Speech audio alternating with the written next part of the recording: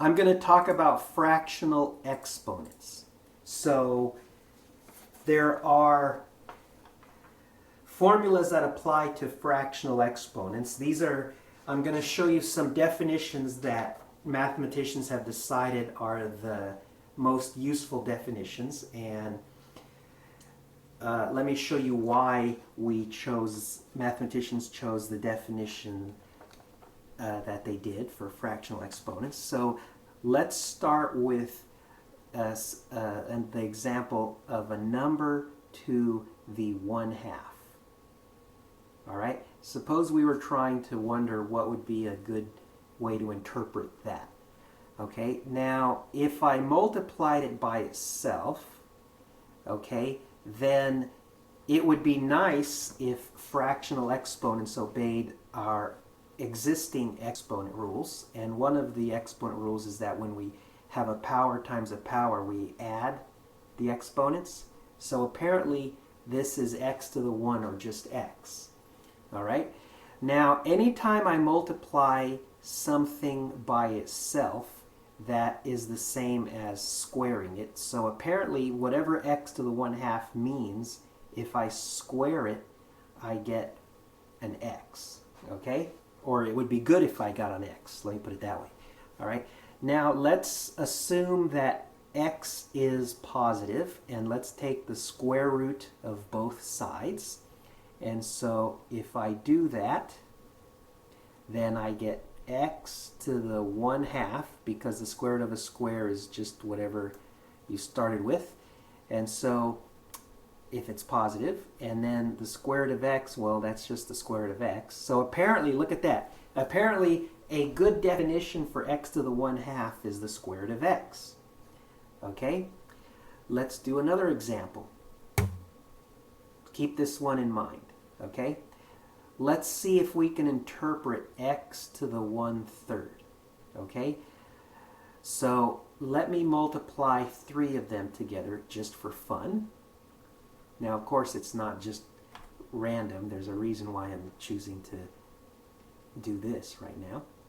And if I multiply 3 of them together, our existing exponent rules would suggest that that's equal to the sum of the exponents, or it's the 3 powers multiplied together are equal to x to the sum of the 3 exponents, which is x to the 1, or x.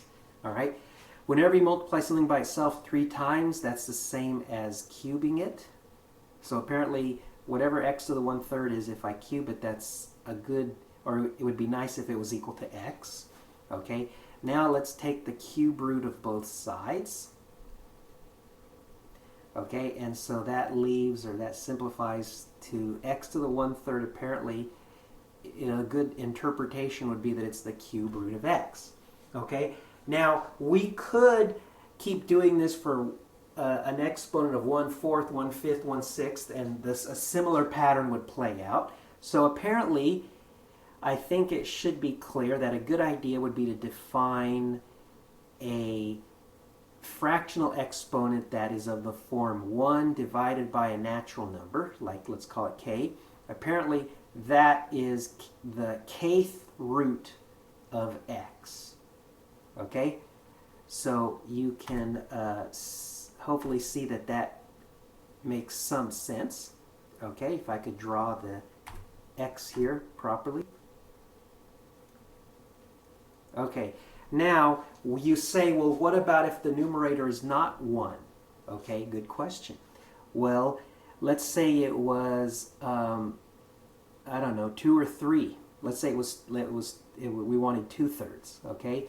Let's go back to the x to the 1/3 definition that I just was talking about. So, x to the 2/3 it would be nice if that was equal to x to the 1/3 multiplied by x to the 1/3. In other words, it would be nice if we defined it so that it obeyed our existing exponent rules.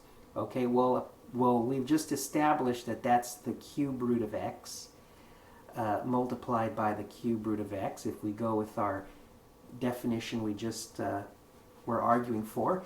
And this is the same as the cube root of x squared. Okay? So, apparently changing the numerator to a 2 added an exponent underneath the root. All right? Let's do another example. So, apparently x to the 1/5 is, a good definition would be the 5th root of x. And suppose that we wanted to see what x to the 3/5 means.